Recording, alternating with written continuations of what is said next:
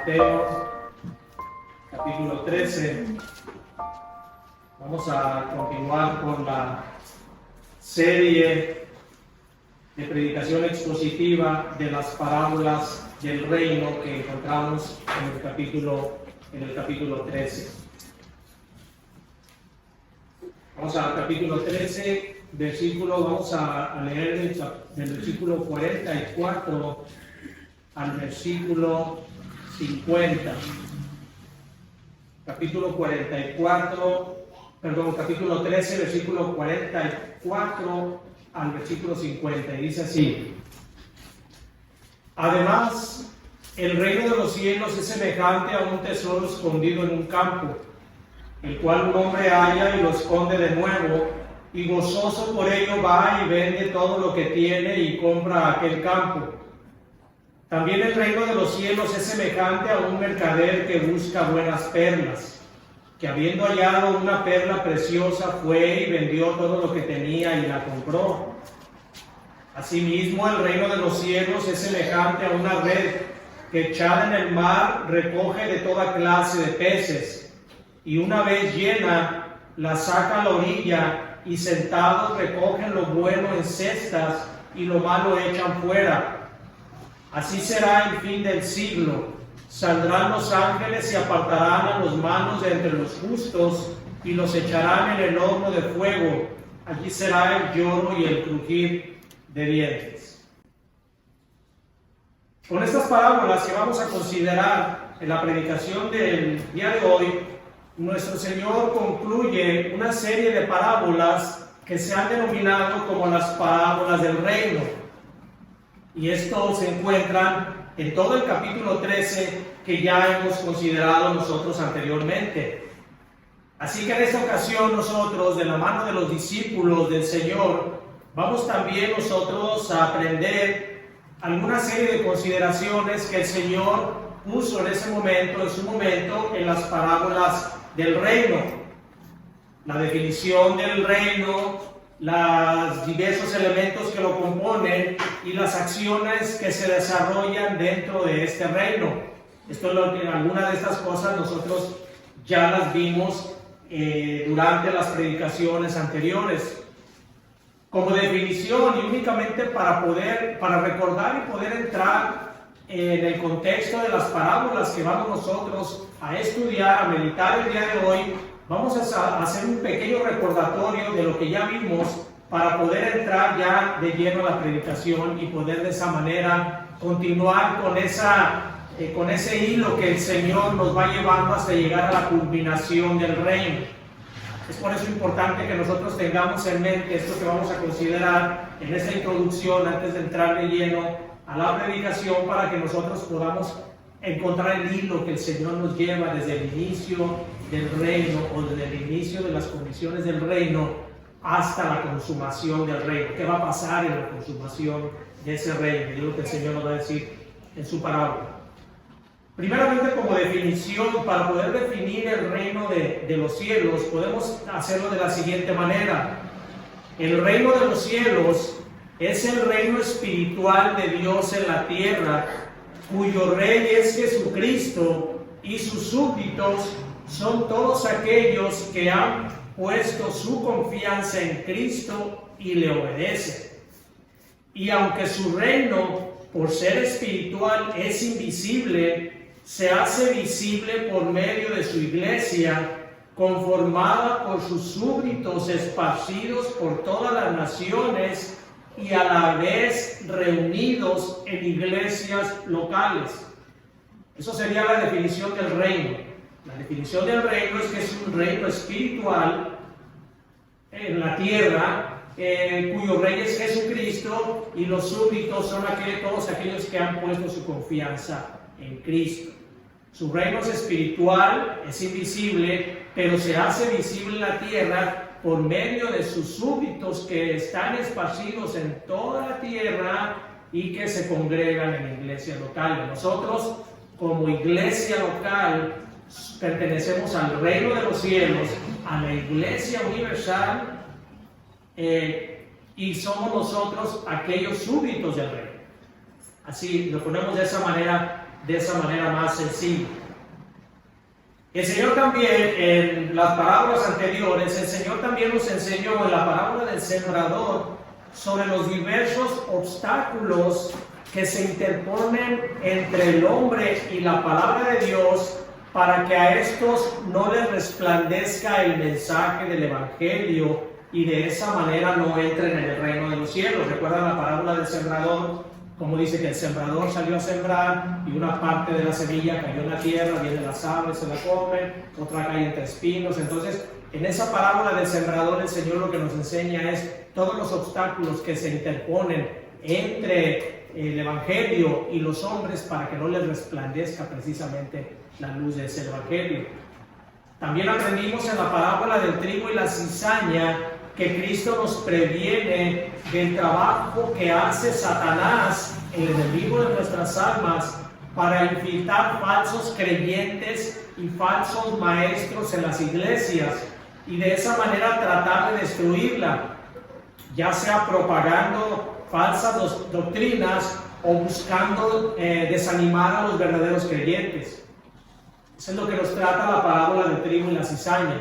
El Señor nos previene de Satanás cómo infiltra gente en la iglesia para tratar de destruir la iglesia. Por supuesto que no lo puede hacer, porque nada va a prevalecer en contra de la iglesia.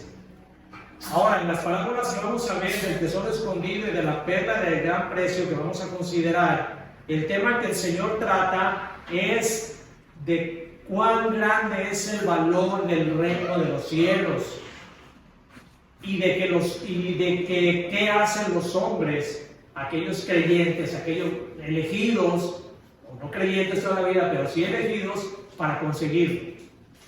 La parábola del tesoro escondido y de la perla de gran precio, el tema que el Señor, el tema principal, la esencia de esa parábola que nos enseña el Señor es lo grande o el valor tan grande que tiene el reino de los cielos y de lo que los hombres hacen para conseguirlo. Los hombres únicamente, por supuesto, aquellos elegidos. No tenemos ningún problema nosotros en tomar esas definiciones. Y concluye las parábolas del reino con la parábola de la red, en la cual se dicta la sentencia absolutoria sobre aquellos que entraron en el reino, aquellos que consiguieron el reino, aquellos que hicieron todo para conseguir el reino, y la sentencia condenatoria sobre aquellos que rechazaron ese reino. Vamos a ver de qué manera tan dramática terminan las parábolas del reino de los cielos. Vamos a orar y comenzamos con esto. Esta es una introducción nada más, así que vamos a orar para comenzar. Bendito Dios, te damos gracias por esta palabra que tú nos has dejado. Gracias porque hemos tomado de mucho provecho aquellos estudios que llevamos de las parábolas, Señor. Gracias porque podemos ver y apreciar el valor de todo aquello que tú hiciste para que tuviéramos vida eterna. Y ayúdanos, Señor, en esta mañana también a apreciar el valor de ese reino. Que no seamos aquellos que lo rechazan, sino que aquellos que dan todo para poder pertenecer a Él. Te lo pedimos en el bendito nombre de nuestro Señor y Salvador Jesucristo. Amén. Dice el versículo 44. Además, el reino de los cielos es semejante a un tesoro escondido en un campo, el cual un hombre halla y lo esconde de nuevo, y gozoso por ello va y vende todo lo que tiene y compra aquel campo. La primera palabra de este versículo, además, es una conjunción que Mateo, el escritor de este evangelio, une con los anteriores versículos de tal manera que nos hace ver que este tema que se va a considerar es el mismo tema que el Señor ha venido tratando en todos los anteriores. Como ya lo vimos en la introducción, el tema es el reino de los cielos. Entonces dice además porque nos lleva a considerar que el Señor va a continuar hablándonos de ese mismo tema y va a ampliarnos algunos elementos importantes que nosotros debemos de considerar. En esta parábola se compara el reino de los cielos con un tesoro.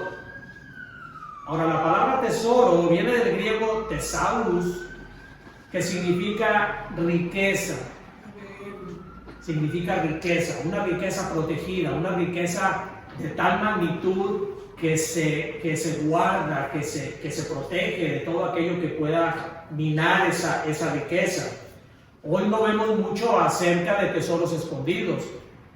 ¿Por qué? Porque hay bancos, hay cajas fuertes, hay sistemas de inversión, pero en aquel tiempo, en el tiempo de nuestro Señor Jesucristo, era muy común que escondiera a la gente sus bienes materiales, joyas, dinero, porque había muchas invasiones. Recuerden que en ese momento estaban precisamente ellos invadidos por los romanos. Todos los romanos los soldados romanos, pues entraban a las casas de tal manera que robaban las cosas, las pertenencias de los judíos. O igualmente había muchos ladrones, por eso el Señor nos decía que no hiciéramos tesoros en la tierra donde los ladrones minan y hurtan, porque había muchos ladrones que entraban a las casas y robaran. Hoy también los hay, pero en aquel tiempo era muy fácil de que no había cámaras de video, no había tanta seguridad como el día de hoy. Entonces eran tiempos muy turbulentos donde las personas guardaban tesoros, y de la misma manera personas encontraban tesoros. Aquí en México también se dio eso, en la época de la Revolución se dio mucho eso de que personas encontraban tesoros, porque en esa época aquí en la República Mexicana se utilizaba lo que era el centenario de oro. Eran monedas muy valiosas que en la época de la Revolución se utilizaban como moneda de cambio. Entonces la gente las guardaba, las acumulaba, las enterraba. Estas personas se iban a la Revolución y esos los mataban, entonces los tesoros quedaban escondidos. Cuando con el tiempo las personas construían, demolían casas o escarbaban, encontraban ese tipo de tesoro. Pero aquí el tesoro del que nos habla la parábola no es un tesoro, o más bien nos da la idea de un tesoro muy, muy grande, que nuestra mente ni siquiera puede comprender. Nosotros no podemos valorar tan grandemente el reino de los cielos. No tenemos nosotros la capacidad de apreciar ese enorme valor que es el reino de los cielos, y por eso hay tanta gente que lo desprecia, porque no lo valora, no tenemos la capacidad de valorarlo. Incluso aquellos creyentes que ya estamos en el reino de los cielos, la mayor parte de nuestro tiempo prácticamente lo despreciamos, no apreciamos el valor. Pero vamos a darnos una idea para entender lo que la palabra quiere decir, basándonos en el concepto humano de riqueza. Y vamos a considerar al rey Salomón. El rey Salomón ha sido nombrado o considerado como el hombre más rico que jamás ha existido sobre la tierra. Se han hecho estudios acerca de hombres, los más ricos que han existido sobre la tierra, y los escépticos, como siempre en contra de la Escritura, no nombran a Salomón específicamente porque están en contra de la Escritura. Entonces nombran a otros personajes. Pero nosotros que creemos en la Escritura, que sabemos que es la verdad, para nosotros sí, porque incluso esas personas que no creen en esto hacen referencia a Salomón y dicen: si fuera de tal manera, sí sería el hombre más rico que ha existido sobre la tierra. Y vamos a ponerlo en algún contexto de esto. Vamos al libro de Primera de Reyes, capítulo 3, Primera de Reyes, capítulo 3 y versículo 10. Primera de Reyes, capítulo 3 y versículo 10. El Señor le dice a Salomón que le pida todo lo que quiera. Salomón ya ha sido nombrado como rey, va a ejercer su reinado. El Señor le dice: pídeme todo lo que quieras. Y Salomón le pide que le dé únicamente sabiduría para poder guiar el reino. Y el Señor le contesta de la siguiente manera.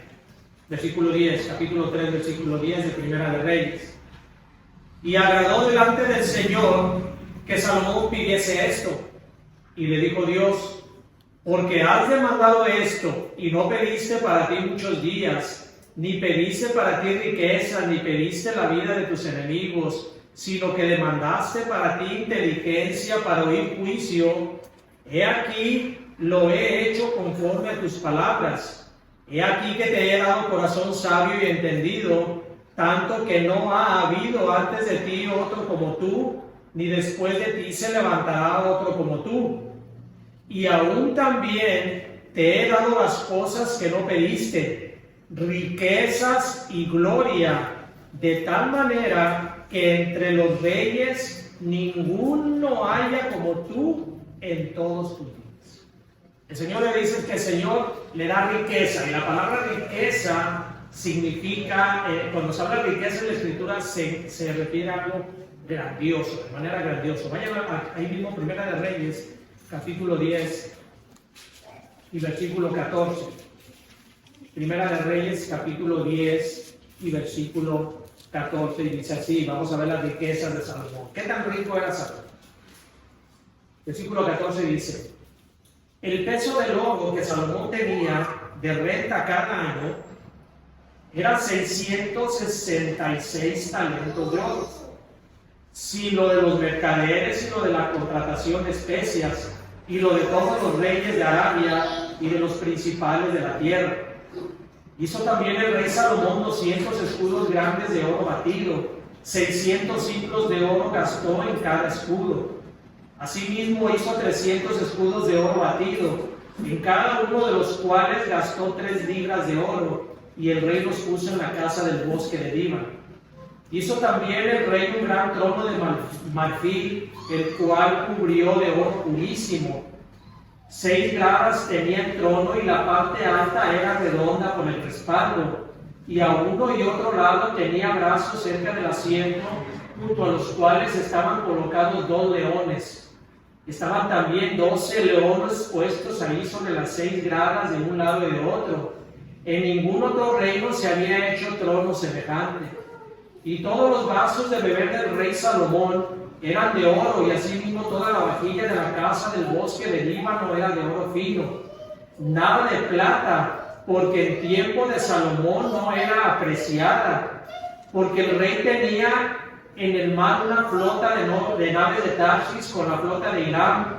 Una vez cada 3 años venía la flota de Tarsis y traía oro, plata, marfil, monos y pavos reales.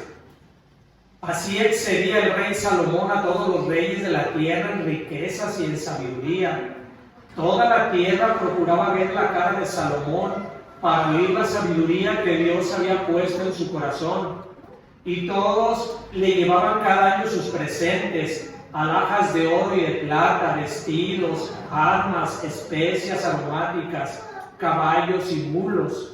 Y juntó Salomón carros y gente de a caballo, y tenía 1400 carros y 12,000 jinetes, los cuales puso en las ciudades de los carros y con el rey en Jerusalén. E hizo el rey que en Jerusalén la plata llegara a ser como piedras, y los cedros como cabrahigos de la Cefela en abundancia. Y traían de Egipto caballos y lienzos a Salomón, porque la compañía de los mercaderes del rey compraba caballos y lienzos, y venía y salía de Egipto, el carro pues por 600 piezas de plata, y el caballo por 150, y así los adquirían por mano de ellos todos los reyes de los heteos y de Sidón. Una riqueza tan incalculable que, según los expertos, dicen que esto se refiere a 4 billones de dólares. Yo también tengo bolas con eso. Digo, 4 billones de dólares. Bueno, son 4 millones de millones de dólares. Y para que más o menos podamos entender, el hombre más rico del mundo, que es Elon Musk, el Tesla, que es el hombre más rico, tiene aproximadamente 200,000 millones de dólares. Estamos hablando de que Salomón tenía 7 veces más la riqueza de este hombre. 7 veces. Esta riqueza de Salomón también es comparada con toda la riqueza o el Producto Interno Bruto que Rusia, un país muy rico, genera durante todo un año. Es más la riqueza de Salomón que la riqueza que tiene Italia o Australia, mayor que el Producto Interno Bruto. Con esto nos damos cuenta de lo que es la riqueza y a qué se refiere entonces con un tesoro en esta parábola. Entonces el reino de los cielos excede en valor a todo lo que se pueda uno imaginar. Es un valor grandísimo.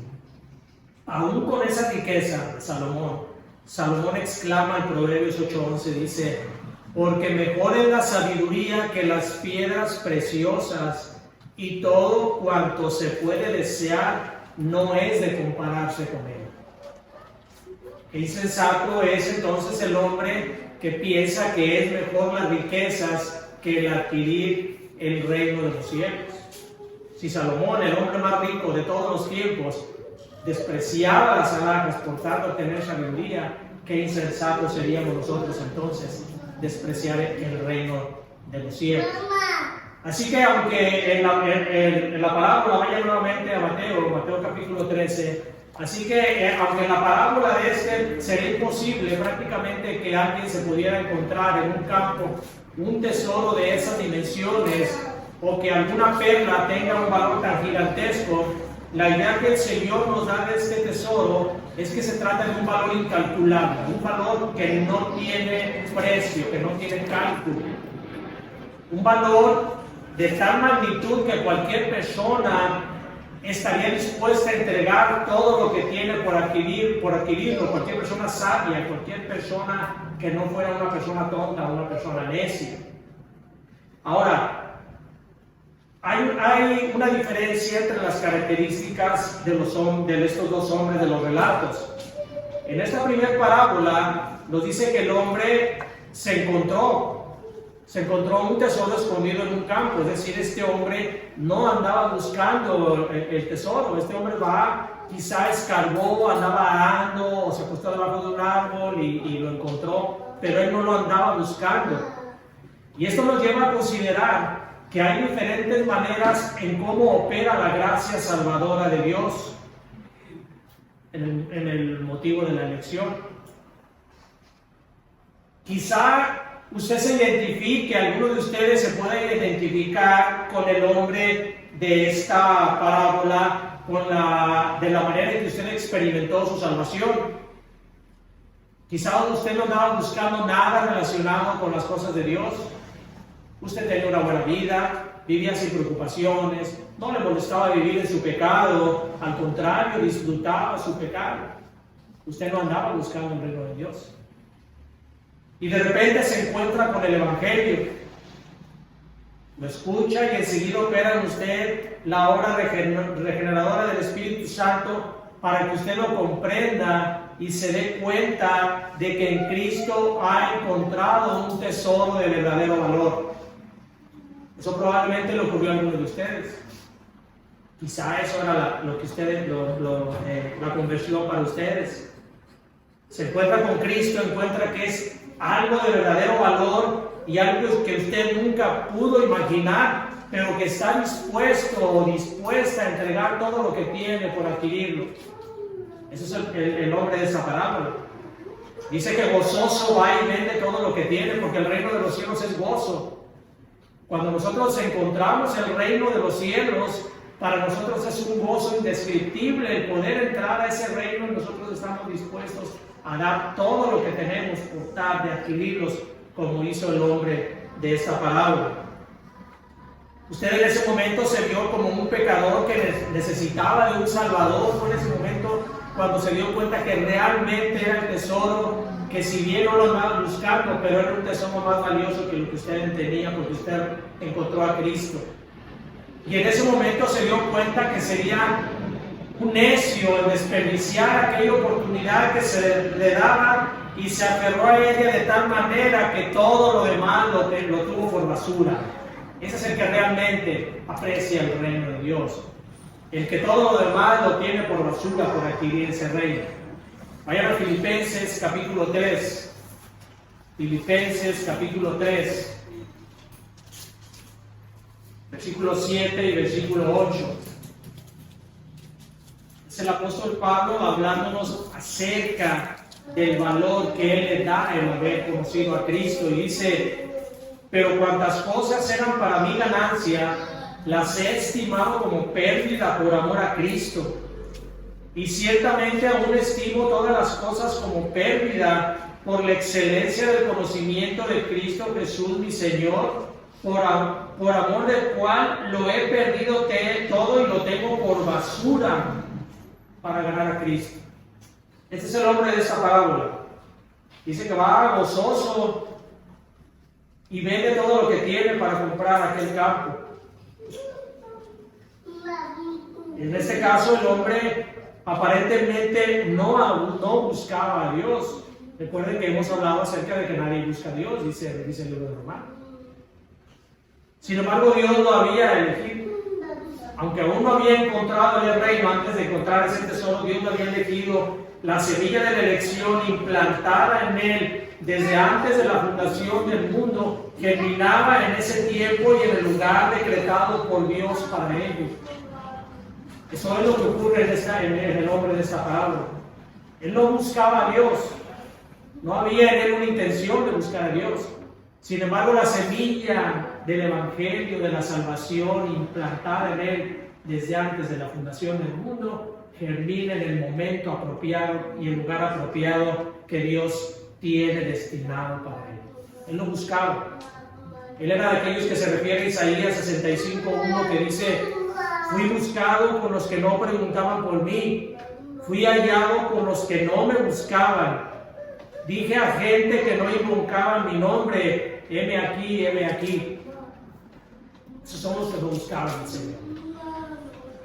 Sin embargo, él lo encontró porque ya había sido destinado para ello. Versículo 45 dice: también el reino de los cielos es semejante a un mercader que busca buenas perlas, que habiendo hallado una perla preciosa, fue y vendió todo lo que tenía y la compró. Esta parábola tiene la misma idea central que la anterior. Este hombre encuentra algo de mucho valor. Nada más que la diferencia entre uno y otro es que este hombre sí andaba buscando ese tesoro. Él sí lo andaba buscando. La palabra griega utilizada para mercader es la palabra emporos, de donde se deriva la palabra en español emporio, que significa que es algo muy importante económicamente. Es un emporio comercial.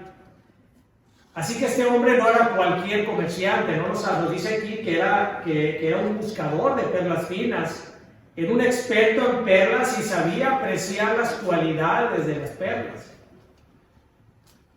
Sabía, como aquel que se dedica también a los diamantes, sabe cuando un diamante, nosotros vemos, al menos yo veo un diamante y una imitación de diamante y yo no sé diferenciar uno de otro. Pero un experto en diamantes sabe de lo que está hablando, sabe cuál es original y cuál es falso. De la misma manera, este era un hombre experto que buscaba una perla valiosa, una perla que él sabía que en algún momento la iba a encontrar, y buscaba en todos los mercados hasta tratar de encontrar aquel tesoro que él buscaba. La palabra preciosa significa algo extraordinario en belleza y valor. Esa es la palabra preciosa. Algo extraordinario en belleza y valor. A tal grado fue el deseo de este hombre de poseer aquella perla preciosa que había encontrado y la que había estado buscando con tanto fervor, que la frase que aparece aquí en el versículo que dice: fue y vendió todo lo que tenía y la compró, da la idea de que corrió apresuradamente a vender todo lo que tenía para regresar y adquirirla. No vaya a ser que alguien se lo hubiera ganado. Tenía tal aprecio por esa perla que lo que quería es apresuradamente va y vende todo lo que tiene. Lo malbarató, lo desechó, cosas que él estimaba de valor también las tiró, pero sin embargo no le importaron porque había encontrado algo de más valor aún de las multitud de perlas que él hubiera podido tener ahí. De la misma manera que lo anterior, este puede ser el caso de la conversión de alguno de ustedes. Probablemente usted sí anduvo buscando, pero no era por iniciativa propia, por supuesto. Era porque el Señor lo motivaba a él. Usted quizá anduvo buscando en alguna religión. Quizá usted lo estuvo buscando en pistas falsas, pero que no le satisfacían. ¿Está usted en busca de aquella perla preciosa que el Señor tenía destinada para usted? Compraba algunas perlas que indicaban que existía en algún lugar una perla preciosa. Y eso lo buscaba y lo buscaba, pero no lo encontraba, no la satisfacía. Pero el Señor había inyectado, había puesto en usted ese deseo de perseverar, de buscar hasta que encontrara, hasta que usted llega y rinde sus frutos. Aquella búsqueda que usted está haciendo, rinde sus frutos, porque el Señor dice en Mateo 7:7, pedid y se os dará, buscad y hallaréis, llamad y se os abrirá. Entonces encuentra usted esa perla preciosa y corre, también corre como el hombre anterior, corre y vende todo lo que tiene porque no quiere que nadie le gane esa perla preciosa que usted ha encontrado. Ahora, ¿a qué se refiere la parábola con vender todo lo que uno tiene para conseguir ese tesoro de gran precio que es el reino de los cielos? ¿A qué se refiere con eso de vender? Primeramente debemos entender que la salvación o la pertenencia al reino de los cielos no se compra con cosas materiales, no se refiere a eso. No se refiere a eso como muchos, en varias y muchas iglesias o predicadores dicen, hermanos, vaya y venda todo y tráigalo aquí, que el Señor me va a dar algo mejor. Eso no es cierto, eso no es así. La salvación no se gana con bienes materiales. No crean ustedes nada de lo que puedan escuchar de eso. No se gana. Cristo la compró con su sangre y es otorgada gratuitamente al pecador que se arrepiente. Vayan a Primera de Pedro capítulo 1. Primera de Pedro capítulo 1.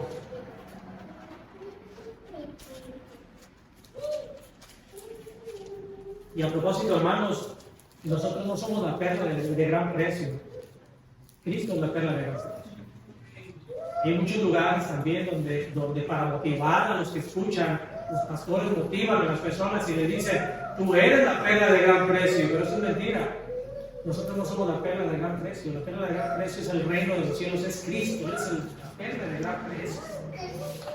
Eso es el verdadero valor. Dice Primera de Pedro, capítulo 1, versículo 18, dice, sabiendo que fuisteis rescatados de vuestra vana manera de vivir, la cual recibisteis de vuestros padres, no con cosas corruptibles como oro o plata, sino con la sangre preciosa de Cristo, como de un cordero sin mancha y sin contaminación.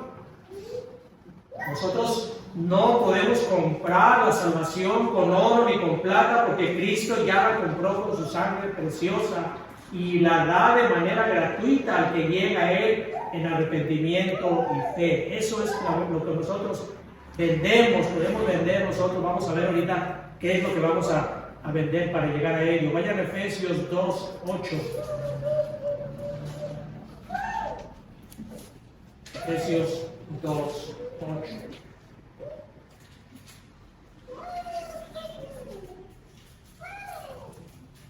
Dice, porque por gracia sois salvos por medio de la fe, y esto no de vosotros, pues es don de Dios, no por obras, para que nadie se gloríe. La salvación es por fe, no es por obras, porque de otra manera nosotros nos estaríamos glorificando en decir, yo me la merezco. Yo me la merezco porque a mí me hablaron, y es otra de las cosas que también comúnmente yo he escuchado decir. Yo merezco la salvación porque a mí me hablaron de Cristo y yo sí acepté, y él me la merece porque me hablaron de Cristo y nunca aceptó. Eso no es obra de merecimiento, es obra de que el Señor ha elegido y ha rescatado.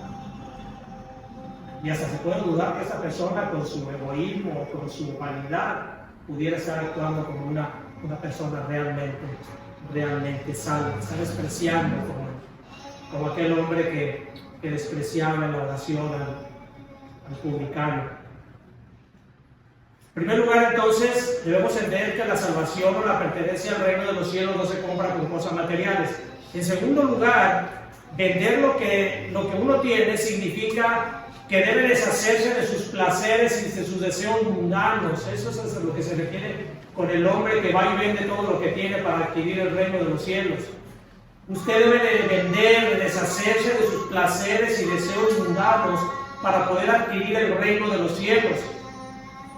Ahora, existen placeres que Dios ha dispuesto para su pueblo, placeres santos, placeres que Dios dispone que nosotros podamos disfrutar, en los cuales nosotros podamos gozarnos, podamos descansar.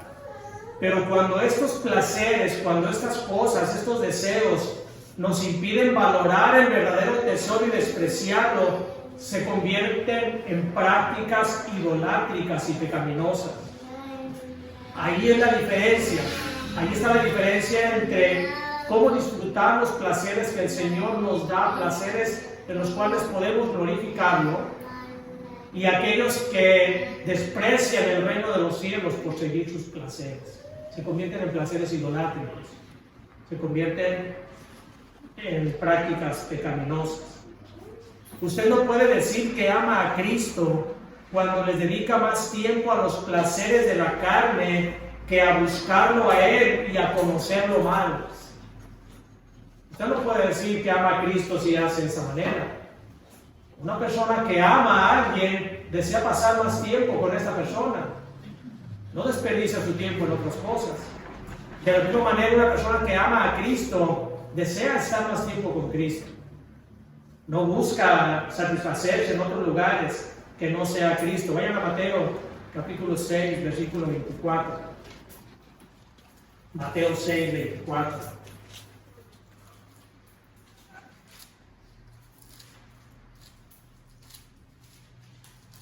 Mateo 6, 24, un versículo muy conocido, dice: ninguno puede servir a dos señores, porque o aborrecerá al uno y amará al otro, o estimará al uno y menospreciará al otro. No podéis servir a Dios y a las riquezas. Y aquí, cuando habla de no podéis servir a Dios y a las riquezas, se refiere a que no puedes servir a Dios y a la avaricia. No puedes servir a Dios y al estar poniendo tu confianza en el dinero, poner tu confianza en los bienes materiales. No se puede hacer.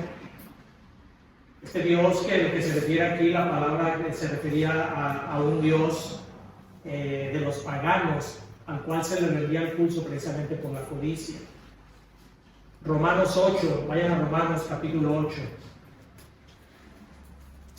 Romanos capítulo 8. Versículos 5 y 9, vamos a ver cómo no puede alguien estar caminando espiritualmente y carnalmente. No se puede. Dice el versículo 8:5, dice: porque los que son de la carne piensan en las cosas de la carne, pero los que son del Espíritu en las cosas del Espíritu. Porque el ocuparse de la carne es muerte, pero el ocuparse del Espíritu es vida y paz. Por cuanto los designios de la carne son enemistad contra Dios, porque no se sujetan a la ley de Dios ni tampoco pueden. Y los que viven según la carne no pueden agradar a Dios. Mas vosotros no vivís según la carne, sino según el Espíritu, si es que el Espíritu de Dios mora en vosotros. Y si alguno no tiene el Espíritu de Cristo, no es de Él. No se puede, hermano, no se puede amar a Dios y estar confiando en las riquezas. Ahora, si a usted le cuesta mucho trabajo vender esto, deshacerse de todo esto que les dije, de los placeres mundanos, si a usted le cuesta mucho trabajo, si se le hace un precio demasiado alto dejar sus placeres, su flojera y su apatía por adquirir este valioso tesoro, usted no es de esa clase de hombre que se menciona en las parábolas que hemos visto. Usted está fuera del reino de los cielos. Usted no es aquel que valora el reino de los cielos y es capaz de dejar aquello que le aparta de Cristo. Usted no está en el reino de los cielos porque usted ha rechazado al Señor Jesucristo. Vaya a Hebreos capítulo 10, versículo 29. Hebreos 10, 29.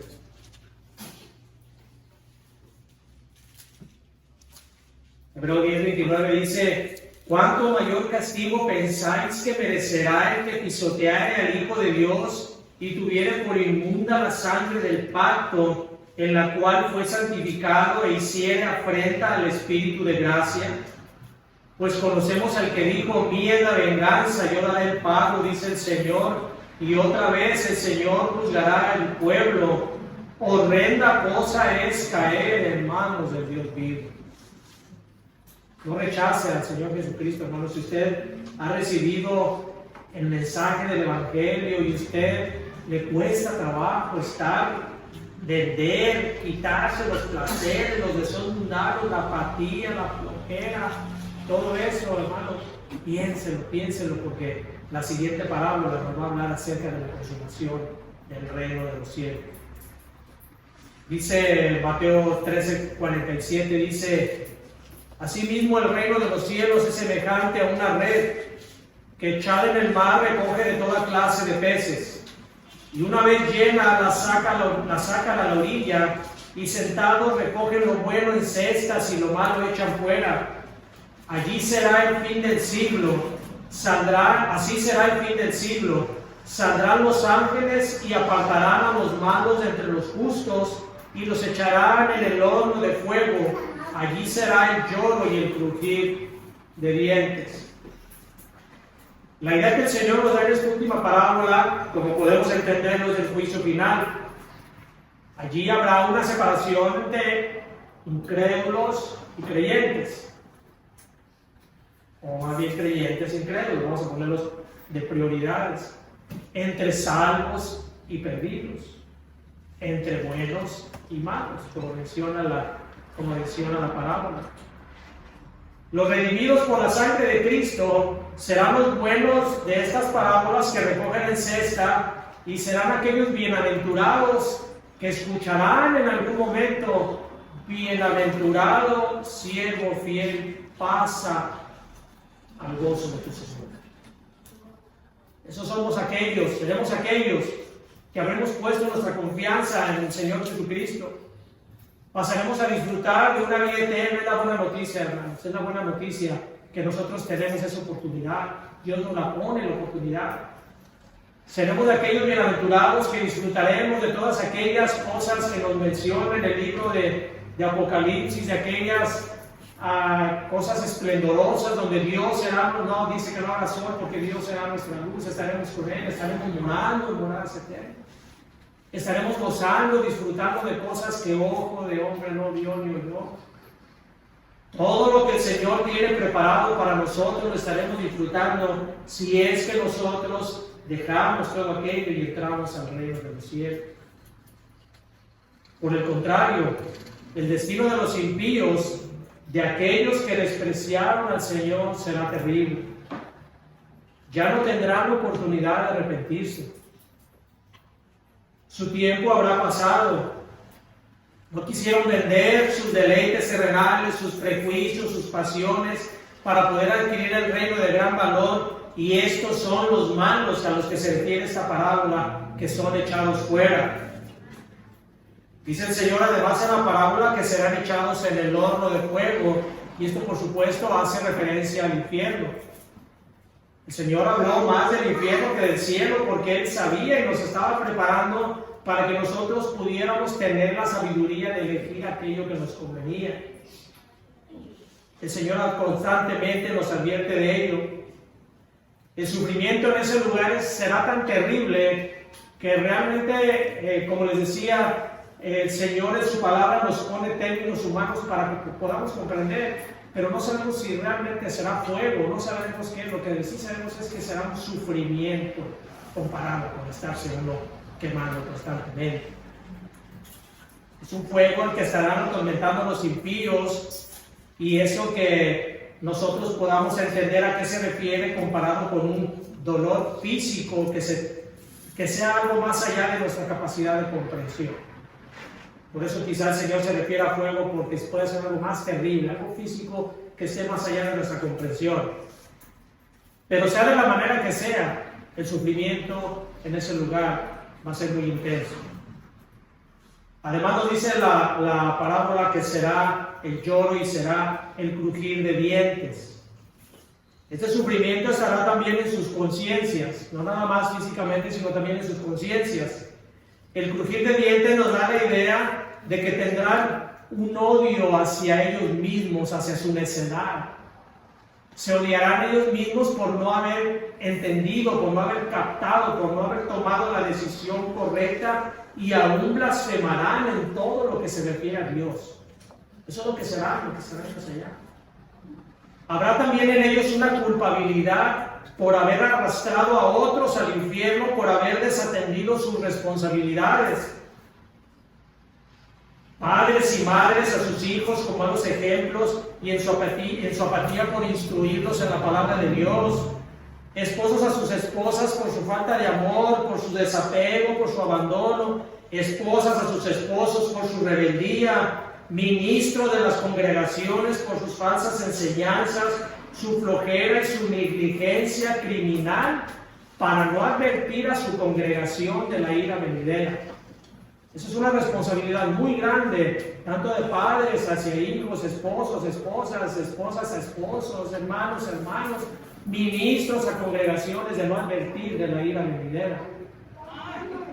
No podemos nosotros nada más estar endulzando las cosas y decir, no se preocupen hermanos, Dios te ama, así como eres, ven como eres, Dios te ama. No es así. El Señor nos advierte de la ira venidera que va a venir sobre aquellos que no se arrepienten de sus pecados. Tenemos una gran responsabilidad que el Señor nos ha dejado a cada uno de nosotros y debemos de tomarlas. Vayan a Ezequiel capítulo 3. Ezequiel capítulo 3, versículo 18 y 20.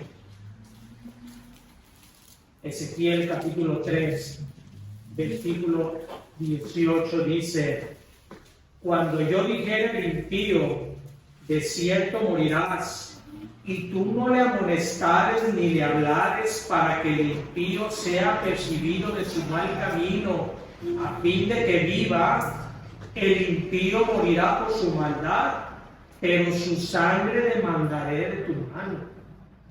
Versículo 20. Si el justo se apartare de su justicia e hiciere maldad, y pusiere yo tropiezo delante de él morirá, porque tú no le amonestaste. En su pecado morirá, y sus justicias que había hecho no vendrán en memoria, pero su sangre demandaré de tu mano. Qué responsabilidad tan grande tenemos, hermanos, de guiar a aquellos que nos sigan, a aquellos que están a nuestro lado por el camino de la paz. En 1859, con eso termino, en 1859, durante el gran avivamiento ocurrido en Escocia, el predicador inglés Brownlow North compartió una serie de sermones sobre el pasaje del rico y Lázaro.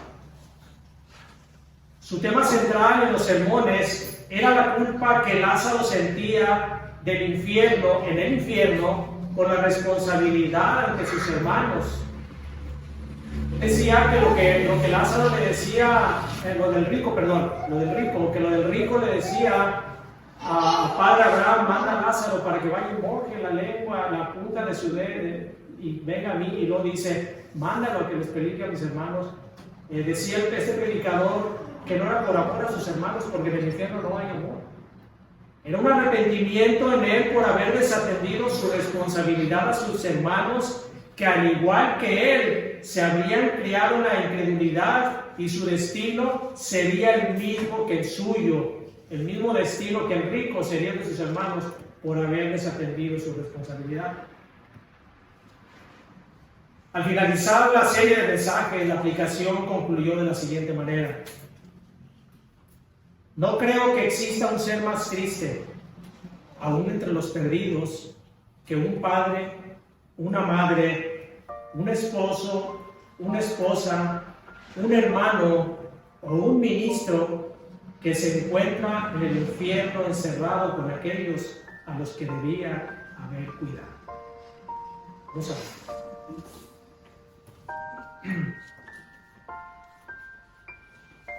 Bendito Padre, gracias por estas palabras, Señor. Aun con lo doloroso que pudieran parecer, Señor, y que son dolorosas, tú las has dejado para nuestra salvación, para prevenirnos de todo aquello que no tiene valor y que nosotros lo tomamos como si fuera realmente lo más valioso. Ayúdanos, Señor, a valorar tu reino.